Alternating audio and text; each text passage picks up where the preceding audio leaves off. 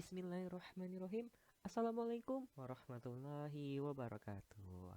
Alhamdulillahirrahmanirrahim. Bagaimana kabarnya kali ini? Ya, mudah-mudahan sehat walafiat ya. Dan semoga selalu dalam lindungan Allah Subhanahu wa Ta'ala. Amin. Alhamdulillahirrahmanirrahim. Nah, di video kali ini kita akan melanjutkan pelajaran kita. Kali ini kita akan belajar tentang pesawat sederhana. Nah, apa itu pesawat sederhana? Sebelum itu, marilah kita sama-sama baca basmalah terlebih dahulu ya. Bismillahirrahmanirrahim. Oke, kita langsung saja kita cari tahu tentang pesawat sederhana. Nah, bisa kalian lihat di tampilan video ini. Nah, di sini ada benda apa? Yap, di sini ada gunting ya. Ya, gunting ini digunakan untuk memotong kertas. Nah, fungsi guntingnya ini untuk memudahkan kita dalam memotong kertas. Nah, tahukah kamu, gunting ini merupakan termasuk pesawat sederhana. Nah, apa itu pesawat sederhana? Nah, ayo kita sama-sama kita cari tahu. Nah, di sini pesawat sederhana itu didefinisikan sebagai sebuah alat bantu ya, alat bantu yang sederhana yang digunakan untuk mempermudah manusia dalam melakukan usaha. Nah, apa-apa saja yang termasuk dalam pesawat sederhana? Ayo kita lihat. Nah, kita akan belajar tentang 4 jenis tentang pesawat sederhana. Yang pertama kita akan belajar tentang tuas atau disebut juga sebagai pengungkit. Kemudian kita akan belajar tentang bidang miring. Yang ketiga kita akan belajar tentang roda berporos atau biasa disebut juga sebagai roda bergandar. Nah, yang keempat kita akan belajar tentang katrol. Nah, kita akan belajar satu persatu terlebih dahulu ya. Kita mulai dari mana dulu nih? Ya, kita mulai dari yang tuas aja dulu ya. Nah, apa itu tuas? Tuas itu adalah sebuah pesawat sederhana yang biasanya memiliki tumpu di salah satu titiknya dan digunakan untuk mengangkat sesuatu yang berat. Nah, konsep dari tuas ini itu ada tiga hal yang harus kalian ketahui. Nah, di sini ada sistemnya. Yang pertama ada kuasa, ada tumpu, dan ada beban. Nah, tiga ini yang harus kalian pahami. Nah, bisa kalian lihat di sini. Ini ada gambar sebuah pengungkit ya. Itu gambar tuas. Nah, ada tiga sistem. Pertama ada kuasa. Nah, kuasa ini digunakan untuk memberikan kuasa. Kemudian ada titik tumpu atau titik sebagai tempat dia bertumpu. Kemudian ada beban. Nah, ada tiga titik yang pokoknya harus kalian ketahui. Nah, ada beberapa istilah yang kita lihat dulu. Nah, di sini ada istilahnya yang pertama titik tumpu. Apa itu titik tumpu? Titik tumpu itulah titik tempat alat itu bertumpu. Nah, di sini pada pengungkit, nah titik tumpunya kalau yang ini ada di sini ya. Nah, ini namanya titik tumpu. Nah, kemudian ada nama titik beban. Nah, ini titik beban. Nah, ini ya bebannya atau tempat bebannya. Tempat beban itu berada. Yang ketiga ada titik kuasa, yaitu titik tempat gaya atau kuasa yang diberikan. Nah, kemudian di sini kita akan ketahui ada disebut sebagai lengan beban. Apa itu lengan beban? Lengan beban itu adalah jarak antara titik tumpu dengan titik beban. Ya, jadi misalnya ini titik tumpunya ya, dan ini titik bebannya. Nah, berarti jarak antara titik tumpu sampai ke titik beban itu dinamakan lengan beban. Atau kita singkat tulisnya LB. Nah, kemudian ada disebut sebagai lengan kuasa. Lengan kuasa itu adalah jarak antara titik tumpu dengan titik kuasa. Jadi berarti dari titik tumpu sini sampai titik kuasa di sini. Nah, jarak antara itu disebut sebagai lengan kuasa. Kemudian ada beban. Nah, itu tempat beban yang kemudian ada kuasa di sini. Oke, itu istilah yang harus kalian ketahui terlebih dahulu. Jelas? Oke, kalau jelas kita lanjutkan. Nah, tuas kita bagi menjadi 3 jenis. Ada tuas jenis 1, ada tuas jenis 2, dan ada tuas jenis 3. Nah, perbedaannya apa? Nah, bagaimana cara membedakannya? Nah, kalian untuk memudahkan, saya kasih tahu, kalau pada tuas jenis 1, kalian perhatikan, yang di tengah itu selalu titik tumpu. Nah, titik tumpu di tengah. Pada tuas jenis 1 itu titik tumpu di tengah. Kalau tuas jenis 2, yang di tengah itu siapa? Beban. Kalau tuas jenis 3 yang di tengah itu adalah kuasa. Nah, berarti kalau misalnya kita urutkan tuas jenis 1, tuas jenis 2, tuas jenis 3, kita singkat TBK ya. tumpu, beban, kuasa. Nah, itu urutannya. Nah, sekarang kita akan pelajari lebih jauh tentang tuas jenis satu terlebih dahulu ya. Oke, nah sekarang tuas jenis pertama. Nah, tuas jenis pertama dari kata kuncinya itu titik tumpu ada di tengah ya. Nah, jenis pertama, letak titik tumpu berada di antara titik beban dan titik kuasanya. Nah, nih di sini gambarnya seperti ini. Nah, kuasa, tumpu, beban. Nah, dan di sini titik kuasa, kemudian ini tumpu, ini bebannya. Atau boleh dibalik, boleh beban di sini atau kuasanya di sini, nggak masalah. Asalkan yang di tengah itu adalah titik tumpu. Nah, contohnya apa dalam kehidupan sehari-hari? Nah, di sini ada beberapa contohnya. Yang pertama, ya bisa kita lihat kalau kalian pernah main di TK dulu, nah itu kalian pernah main jungkat-jungkit nggak? Nah, ini adalah jungkat-jungkit merupakan salah satu eh, tuas jenis pertama. Nah, bisa kalian perhatikan di sini ya, ini jungkat-jungkit. Nah, kuasanya di sini. Nah, kemudian titik tumpunya di mana? Di tengah. Kemudian titik bebannya di sini. Mirip ya seperti di sini, seperti gambar tuas jenis pertama. Nah, selain itu, apalagi? Contohnya ini ada gunting. Nah, ternyata gunting itu termasuk tuas, tuas jenis pertama. Nah, bisa kalian lihat di sini. Nah, di sini ada kuasa tempat kita memberikan gaya. Nah, itu singkatnya seperti itu ya, kuasa ya, tempat kita melakukannya seperti itu. Kemudian, nah di sini ada titik di sini ada titik tumpu, kemudian ada titik beban. Nah, titik bebannya itu di sini. Nah, itu pada gunting. Tang juga sama. Tang seperti kalian lihat di sini titik bebannya ada di ujung, titik tumpunya selalu berada di tengah dan kuasanya nah ada di sini. Nah, itu adalah tuas jenis pertama. Masih banyak contoh yang lain, silahkan kalian coba eksplorasi dan cari masing-masing di sekitar kalian. Oke, itu tuas jenis pertama. Ingat, titik tumpu berada di tengah. Oke, kemudian kita lanjutkan. Kita akan lihat tuas jenis kedua. Nah, tuas jenis kedua kata kuncinya adalah beban di tengah. Ya, ini letak titik bebannya yang berada di antara titik tumpu dan titik kuasa. Nah, urutannya tumpu, beban, kuasa atau boleh kuasanya di sini atau tumpunya di sini. Ya, pokoknya intinya bebannya harus di tengah. Ini bisa kalian perhatikan ini adalah gambar dari tuas jenis kedua. Nah, titik bebannya di tengah ya.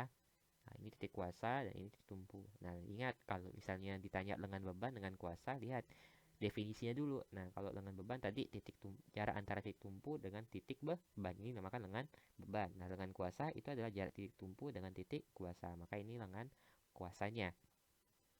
Oke, sekarang contohnya dalam kehidupan sehari-hari apa aja? Ayo kita lihat. Nah, di sini contohnya dalam kehidupan sehari-hari. Nah, ini ada gerobak beroda satu. Nah, gerobak roda satu merupakan salah satu contoh dari tuas jenis kedua. Kita analisis dulu apa-apa saja komponennya. Nah, yang pertama titik beban. Titik bebannya di mana? Nah, kalau misalnya gerobak roda satu pasti hanya ada di tengah seperti ini. Nah, kemudian di sini ada lengan kuasanya yang bisa kita angkat, yang bisa kita gerakan naik turun. Kemudian ada titik tumpu. Titik tumpunya mana? Nah, di sini titik tumpunya pada rodanya. Kalau kita perhatikan mirip ya bentuk strukturnya pada gambar di sini. Titik tumpu, beban, dan kuasa. Oke, contoh lagi misalnya pada pemotong kertas. Nah, kalau pada pemotong kertas bisa kalian lihat di sini. Nah, ada lengan kuasanya. Kemudian, nah ini bebannya di sini. Ini ada cutternya. Kemudian titik tumpunya ada di sini. Nah, mirip ya. Seperti di sini. Nah, kemudian apa lagi? Pemecah kenari atau pemecah kemiri. Nah, di sini bisa kalian lihat titik tumpunya di sini, bebannya ini ya, kenarinya dan kuasanya di sini. Selain itu, ada juga pembuka tutup botol. Pembuka tutup botol merupakan salah satu juga jenis tuas jenis kedua. Nah, dan di sini bisa kita perhatikan. Nah, tumpunya di sini ketika kita ingin mencungkil botol, bebannya di sini. Nah, ini adalah apa? Tutup botolnya. Nah, di sini kuasa adalah tempat kita menggerakkannya seperti itu. Nah, itulah tuas jenis kedua. Oke, silahkan coba eksplorasi, cari lagi apa sih contoh-contoh tuas jenis kedua. Nah, kemudian tuas jenis ketiga. Tuas jenis ketiga yang di tengah itu adalah, tadi tumpu udah, beban udah, berarti yang ketiga itu adalah kuasa. Nah, kuasa itu selalu berada di tengah. Ini contohnya seperti ini ya. Nah, yang letaknya di antara, ya titik kuasanya di antaranya ya, di antara titik tumpu dan titik beban. Nah, gambarnya contohnya seperti ini.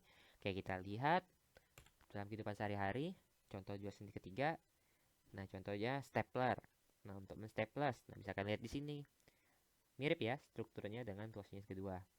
Nah, titik kuasanya ada di tengah, kemudian titik bebannya di sini, kemudian titik tumpunya di sini. Nah, contohnya apalagi? Misalnya skop, atau kalian misalnya menyapu. Nah, itu juga sama konsepnya. Ini staples sudah tadi. Kemudian ini ada pinset. Kemudian ini ada juga nih untuk ngambil kue biasanya seperti itu. Nah, kuasanya di sini, titik tumpunya di sini, dan titik bebannya di sini. Mirip seperti pada gambar tuas jenis ketiga. Nah, itu tuas jenis ketiga. Oke. Oke, nah itu pada alat. Nah, kemudian kita lanjutkan, sebenarnya konsep tuas itu juga ada pada tubuh kita. Oke, misalkan pada saat kita mengangkat ini apa namanya? eh Beban misalnya, untuk misalnya kalian lagi nge-gym. Nah, di sini bisa kita lihat konsep tuasnya seperti apa. Nah, di sini ada otot kita. Nah, otot kita ini berkuasa.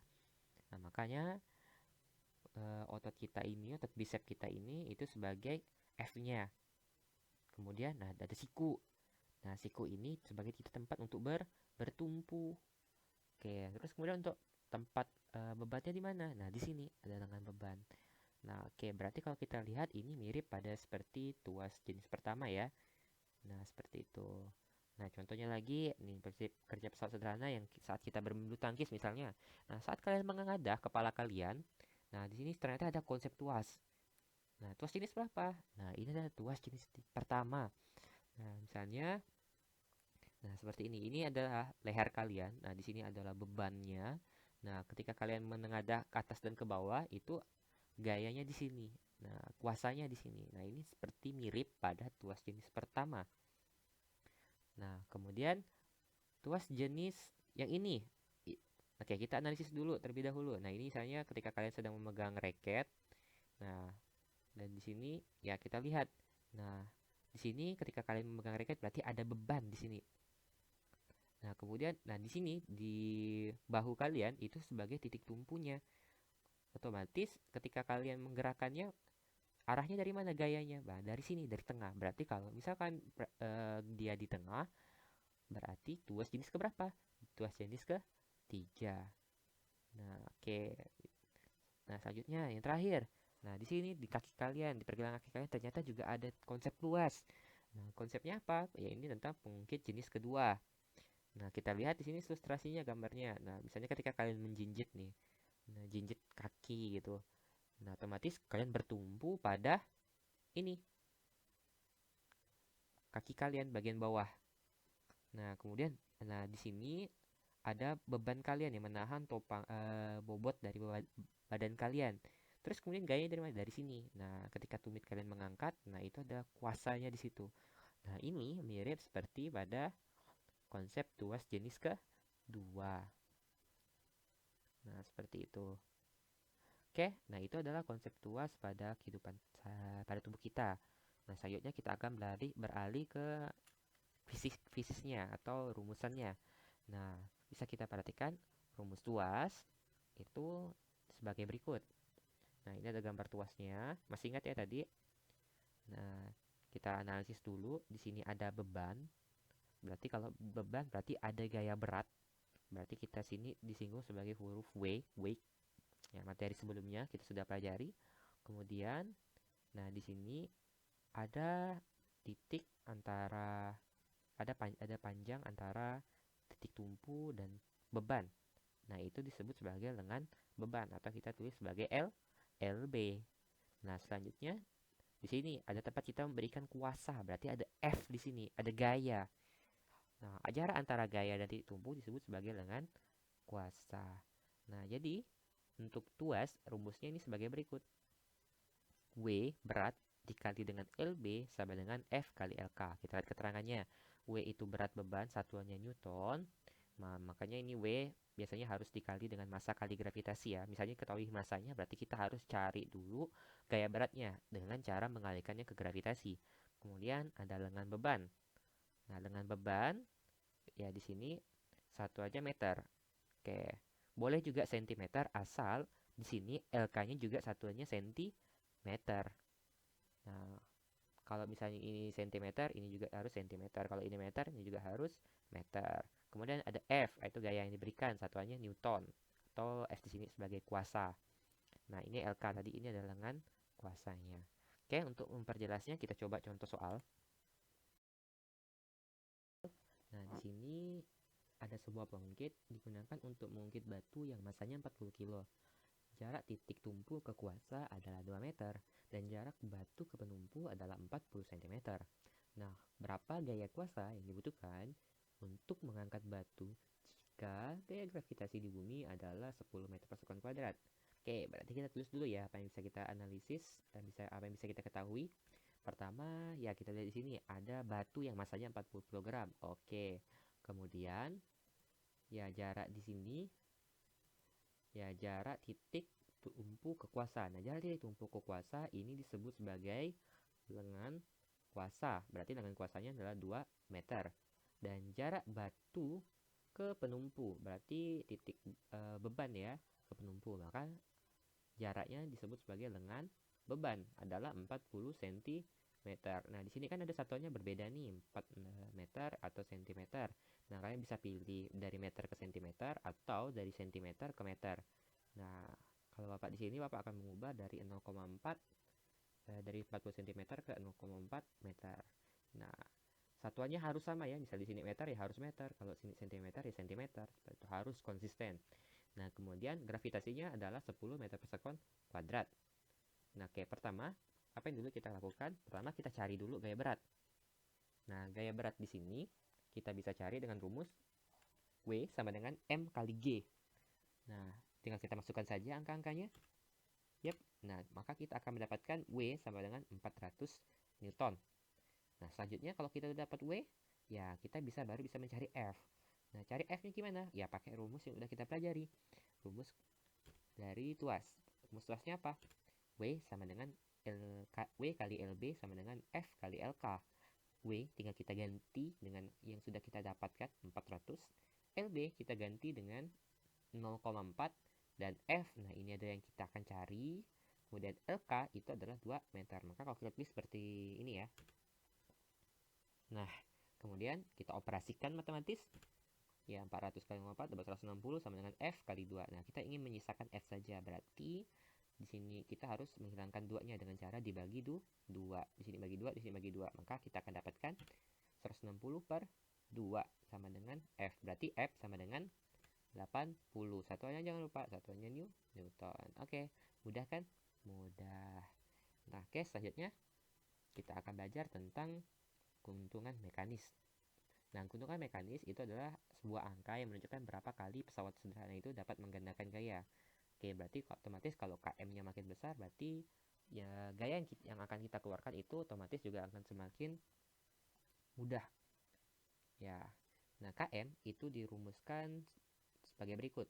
KM sama dengan W per F sama dengan LK per LB. W tadi itu gaya berat, kemudian F itu ada kuasa atau gaya, sama dengan LK lengan kuasa per lengan beban. Oke, untuk memudahkan kita coba contohnya aja. Nah, contohnya misalkan sebuah tuas lengan kuasanya 60 cm. Nah, jarak batu ke penumpu adalah 20 cm. Nah, pertanyaannya berapakah keuntungan mekanisnya? Oke, berarti kita cari keuntungan mekanisnya.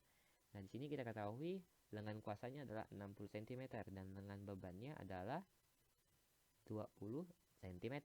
Nah, karena udah sama-sama cm, berarti udah boleh kita operasikan. Nah, ditanya adalah KM atau keuntungan mekanis.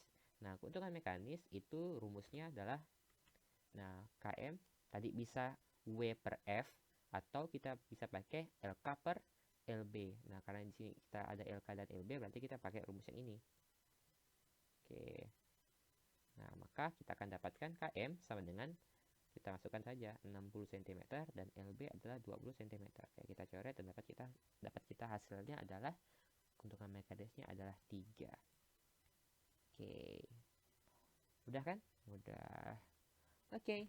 Nah, kita lanjutkan ke pesawat sederhana berikutnya. Kita akan belajar tentang bidang miring. Dari nama aja kita udah tahu seperti apa sih pesawat sederhana dari bidang miring.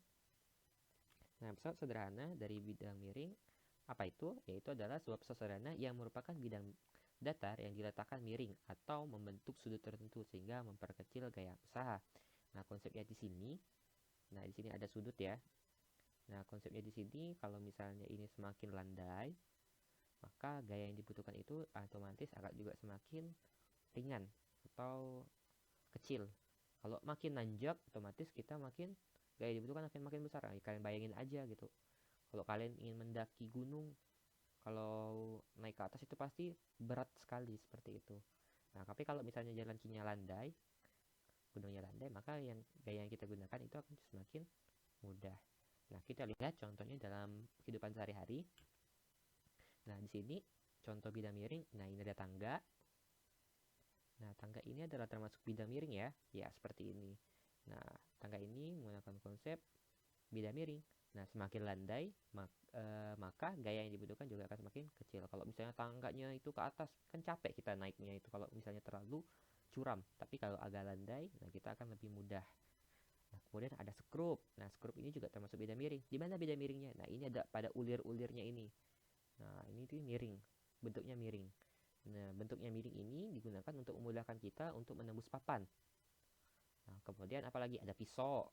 Pisau di sini ini termasuk bidang miring ya. Bidang miringnya di mana? Ini di pada ujungnya di sini nih. Nah, pasti ujungnya itu miring.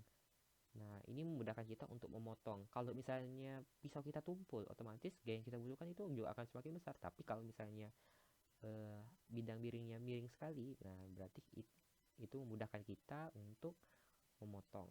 Kemudian, nah jalan berkelok, misalnya kalau kalian lagi di pegunungan, nah itu memudahkan kalian untuk menaiki jalan pegunungan. Jadi kalau misalnya jalannya bentuknya berkelok, nah itu memudahkan kalian untuk sampai ke puncak. Kalau kalian naiknya ke atas ini itu terlalu berat, curam, seperti itu. Nah, itulah contoh bidang miring dalam kehidupan sehari-hari. Nah, selanjutnya kita akan lihat rumusannya. Nah, rumusannya seperti apa? Nah, ini kalau kalian perhatikan, di sini ada gambar sebuah bidang miring. Nah, ada beberapa komponen yang harus kalian ketahui. Di sini ada 4 komponen. Yang pertama kita mulai dari yang tengah dulu. Nah, di sini ada beban. Nah, beban di sini berarti kalau beban berarti pasti memiliki gaya berat. Maka pasti ada W di sini. Kemudian, nah gaya misalnya kita dorongnya ke atas, maka pasti ada gaya dorong. Nah, gaya dorong ini disebut sebagai dengan F. Nah, selanjutnya ada disebut juga sebagai S. S itu apa? S itu adalah panjang bidang miringnya. Nah, ini satuannya meter. Kemudian ada H. H itu ketinggiannya. Nah, satuannya juga meter. Oke. Nah, untuk memudahkan kita langsung saja. Nah, kita belajar tentang keuntungan mekanis terlebih dahulu ya, baru nanti setelah itu kita akan belajar tentang contoh soal. Nah, keuntungan mekanis di sini mirip seperti pada tuas, hanya beda dikit aja. Nah, KM di sini sama dengan S per H atau sama dengan W per F. Nah, bisa pakai rumus yang ini atau yang ini. Nah, atau bisa nanti kita pakai perbandingan persamaan antara keduanya. Oke, nah ini untuk mencari keuntungan mekanisnya. Nah, contoh soal. Di sini, Bambang ingin memindahkan sebuah beban yang masanya 5 kg ke atas mobil, seperti pada ilustrasi gambar berikut nih. Nah, pertanyaannya, hitunglah berapa gaya yang dibutuhkan Bambang, dan hitunglah berapa keuntungan mekanisnya. Oke, pertama kita tulis dulu ya apa yang bisa kita ketahui. Nah, di sini kita ketahui M sama dengan 5 kg. Berarti masanya adalah 5 kg dan gravitasinya adalah 10 meter persekuit kuadrat. Nah, selanjutnya kita lihat pada gambar. Di sini ada bidang yang miring. Nah, berarti ini sisi miringnya ya, atau panjang sisi miring itu adalah 5 meter. Dan kemudian ada ketinggian. Nah, kalau tinggi kita sebut sebagai H. H-nya berapa? 100 cm. Nah, di sini kan beda nih satuannya. Ya, kita harus samain dulu. Nah, kita samain aja dengan meter. Berarti cm kita ubah ke meter. Maka akan kita dapatkan 1 meter. Nah, pertanyaannya, berapakah F atau gaya Terus kemudian berapakah keuntungan mekanik? Nah, pertama-tama sebelum kita mencari F, berarti kita harus cari tahu dulu berapakah W-nya atau gaya berat. Didapat dari mana? Nah, didapat dari ini. Rumus W, masih ingat? Sama dengan massa kali gravitasi. Nah, kita masukkan angkanya. Set. Nah, setelah kita kalikan, kita akan dapatkan 50 Newton. Oke, kita sudah dapat gaya beratnya. Selanjutnya, apa lagi? Ya, kita cari F-nya. Pakai apa? Pakai rumus yang udah kita pelajari sebelumnya tadi. Rumusnya apa? Ya, rumusnya ini. F sama dengan W kali H per S. Nah, tinggal kita masukkan angka-angkanya. Tadi W udah kita dapat, udah kita tahu 50. Hanya itu adalah 1 meter. Dan S-nya itu adalah 5 meter. Oke, nanti kita cari set, kita akan dapatkan F-nya sebesar 10 Newton. Oke, berarti udah tuntas ya pertanyaan yang pertama. Kemudian kita akan cari yang KM. Bagaimana mencari KM? Nah, KM kita bisa pakai dua rumus. Kita bisa pakai W per F, atau kita bisa pakai rumus S per H. Ya, sama saja. Nah, misalnya kita pakai W per F dulu. Berarti KM sama dengan W per F. W-nya berapa? 50. F-nya berapa? 10. Maka kita akan dapatkan KM sama dengan 5. Atau kita bisa pakai yang S per H. Berarti kalau S per H, S-nya berapa? 5. Hanya berapa? 1. Jadi KM-nya ya sama-sama 5. Oke. Ya, sama aja. Nah, oke. Oke, mudah ya. Bisa dipahami. Ya, mudah-mudahan bisa dipahami. Oke, selanjutnya kita akan beralih ke persoalan sederhana berikutnya. Nah, kita akan belajar tentang roda bergandar. Nah, roda bergandar apa sih? Nah, roda bergandar atau biasa juga disebut sebagai roda berporos. Nah, sama aja ya. Nah, ini merupakan sebuah roda yang dihubungkan dengan poros yang dapat berputar bersama-sama. Nah, contohnya apa? Contohnya ini ban sepeda. Nah, apalagi ada setir, ada kursi roda, ada mobil, dan ada sepatu roda. Nah, fungsinya itu ketika ada roda bergandar ini itu untuk mempermudah gaya gesek agar lebih ringan saat digerakkan, atau agar mempermudah kita untuk menggerakkannya seperti itu. Nah, oke, kita lihat berikutnya. Nah, oke, kali ini kita akan coba masuk ke rumusan roda berporos. Nah, bisa kalian perhatikan di sini ada gambar roda berporos. Nah, ada beberapa hal yang harus kalian perhatikan terlebih dahulu ya. Ini beberapa istilah-istilah. Kita lihat di sini, ini ada roda yang besar. Nah, ini dinamakan roda. Nah, kemudian di sini ada R. Ya, kita lihat R itu dari sini sampai ke tengah. Berarti ini adalah jari-jari. Jari-jari dari siapa? Berarti jari-jari dari roda. Berarti R itu adalah jari-jari roda dengan satuan bisa meter atau sentimeter. Nah, kemudian kita lihat lagi. Nah, di sini ada yang rodanya kecil. Nah, roda kecil ini disebut sebagai roda bergandar atau roda porosnya. Nah, di sini ada R kecil. Nah, kalau R berarti itulah jari-jari ya. Berarti jari-jari dari roda bergandar. Berarti roda gandar. Nah, berarti R adalah jari-jari gandar, satuannya M atau sentimeter. Ya, tinggal sesuaikan saja. Kalau R-nya meter, maka R kecilnya juga harus satuannya meter. Kalau R besar ini satuannya sentimeter, maka R kecilnya juga satuan sentimeter. Harus sama.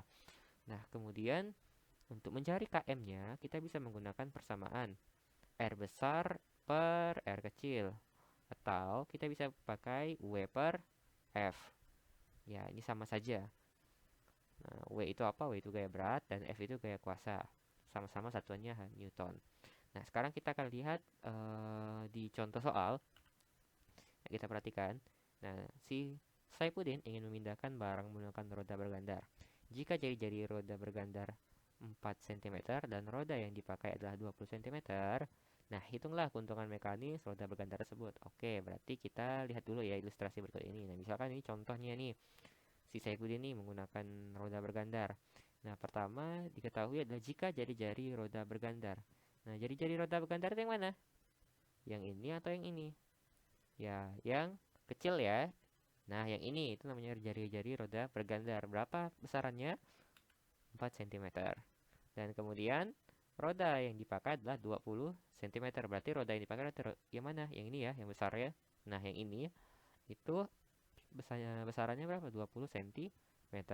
Oke, kita tulis dulu ketahuinya. Berarti R kecilnya 4 cm dan R besarnya 20 cm. 20 cm. Pertanyaannya, hitunglah keuntungan mekanis.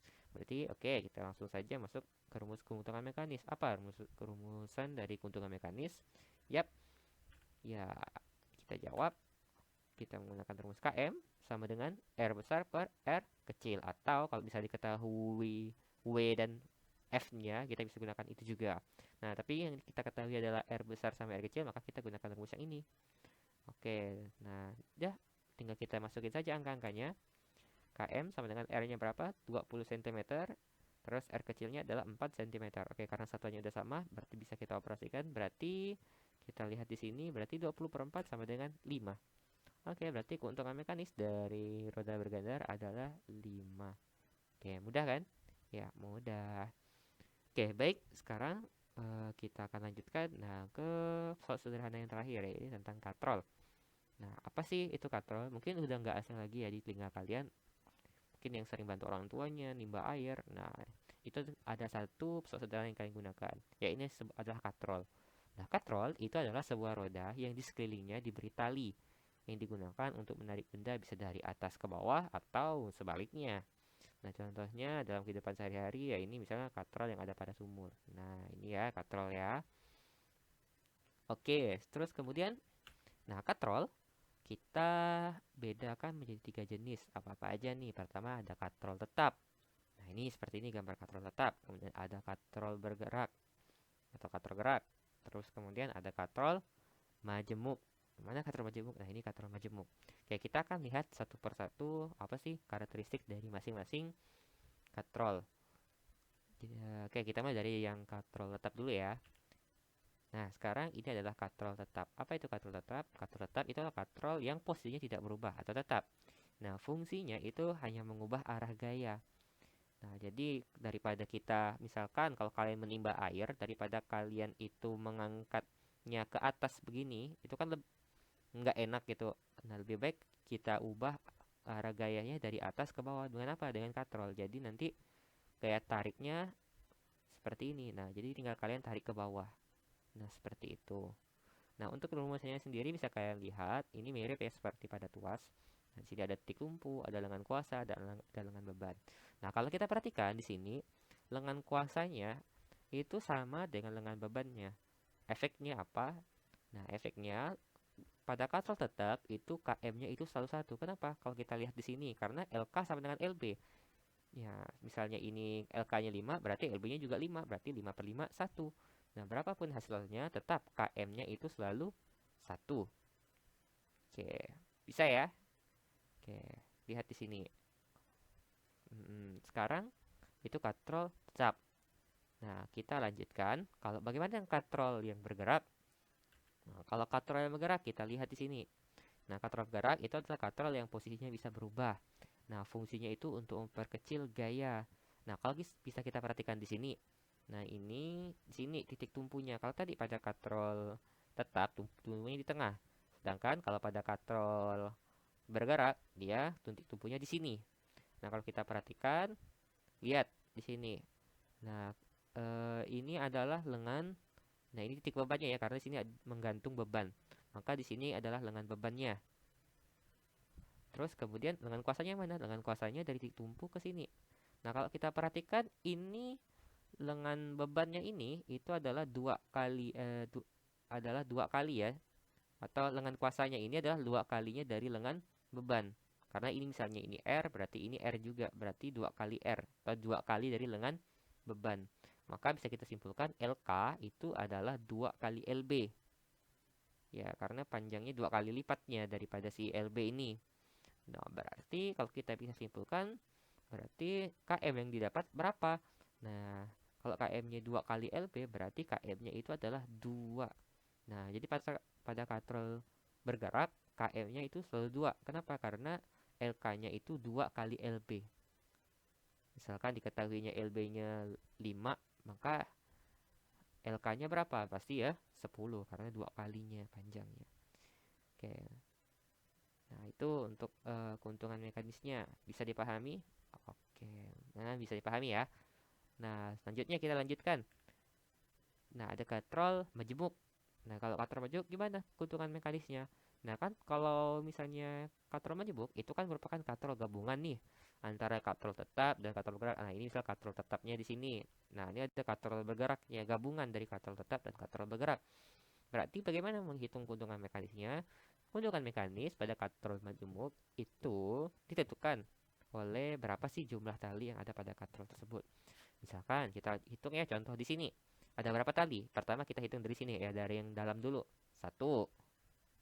Oke, kemudian talinya mengikat lagi. Nah, di sini ada dua. Kemudian berarti kita ikat lagi ini. Ini tiga. Dan terus kita ikuti lagi. Ini empat. Terus kalau yang ini bagaimana, Pak? Nah, yang ini bukan. Ini adalah lengan kuasanya di sini. Nah, berarti eh keuntungan mekanisnya itu ada berapa? Satu, dua, tiga, dan empat. Yang ini tidak termasuk ya tali yang di sini. Oke, berarti ada empat. Bisa? Bisa. Mudah ya kalau untuk aturan majemuk. Tinggal hitung saja talinya. Tapi kalian harus tahu menghitung talinya seperti apa. Oke, kita akan coba contoh soal terlebih dahulu. Nah, oke, kita coba contoh soal supaya lebih paham. Nah, perhatikan gambar katrol di bawah ini. Nah, di sini ada tiga katrol. Terus kemudian dihubungkan dengan sebuah beban. Ya, pertanyaannya berapakah gaya yang dibutuhkan untuk mengangkat beban yang beratnya adalah 1800 Newton.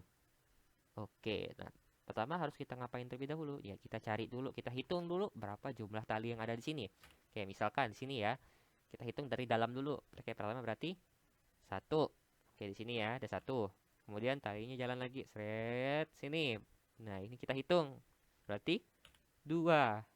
Seret, berarti kita hitung lagi. Ini berarti tiga. Kemudian yang seret di sini. Apakah ini termasuk? Ini tidak termasuk ya. Tidak termasuk. Oke. Berarti ada berapa? Kalinya ada tiga. Berarti KM-nya berapa? Tiga. Benar sekali. Oke, berarti kita tulis dulu diketahui. Seret. Nah, W di sini ada beratnya. Gaya beratnya adalah 1800 Newton. KM-nya berapa? Tiga. Kemudian ditanya adalah gaya, berarti F. Nah, gimana carinya? Pakai rumus yang sama. KM itu selalu adalah perbandingan antara berat dan gayanya. Berarti KM sama dengan W per F. Oke, tinggal kita ganti. KM-nya berapa? 3. W-nya 1800. Langsung saja. Seperti ini. Nah, kemudian kita cari F-nya berapa? Ya, tinggal kita tukar aja nih.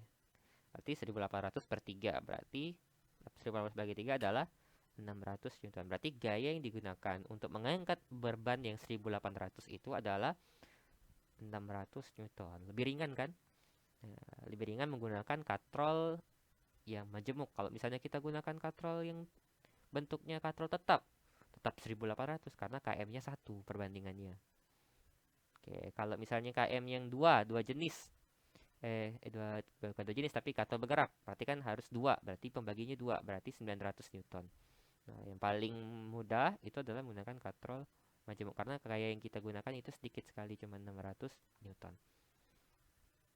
Oke, mungkin di situ sampai di sini aja pelajaran kita. Kita lanjutkan insya Allah di pertemuan berikutnya. Oke, terima kasih. Assalamualaikum warahmatullahi wabarakatuh.